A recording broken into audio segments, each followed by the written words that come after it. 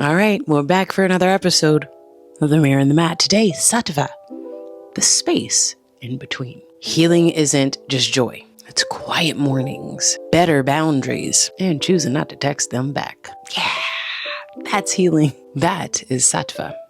And what the fuck is Sattva? Sattva is clarity, harmony, and presence. It doesn't mean that life is perfect. It means that you are present. Daily life examples of Sattva, or being in the sattvic energy, being able to rest without guilt, saying no from alignment, and trusting yourself. That sounds easy, but what do we do to cultivate Sattva each and every day in our practice? We can do this through meditation, establishing simple routine, whole fresh foods to nourish the body, and calming practices, and maybe the affirmation that I choose alignment over approval. Sattva is the space where wisdom and emotion coexist. So let's work on meeting ourselves there again and again. Cultivating Sattva is a regular practice. But if we establish this regular practice with the things that work for us, whether that's meditation, asana, or another one of the 8 limbs, we can regularly cultivate Sattva in our relationships and more. Now,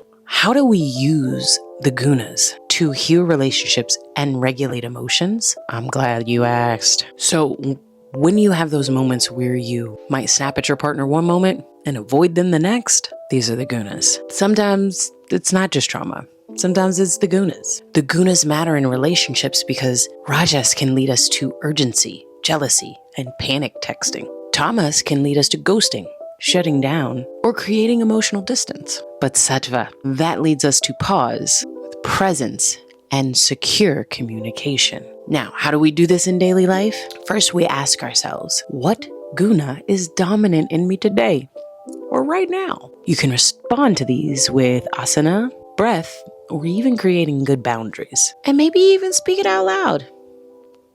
I'm a little bit off today. Give me a minute to regulate. Maybe you're a little bit too angry or jealous or activated. Maybe you really are getting that urge to run for the hills and create some emotional distance. Either way, noticing yourself in that moment, naming it, and giving it that awareness can help you meet yourself and others in a way that will cultivate growth, love, and all of the good things. Now, if you don't take anything else away from this series, remember, you don't have to fix the emotion, people. No, that's not the goal. You can meet the energy behind it. Let the gunas be your mirror and your map and your way home. Now, let's talk a little bit about feelings and emotions and which guna category they fall into in our next series of The Mirror and the Mat. Until next time, my friends. Love you, bye.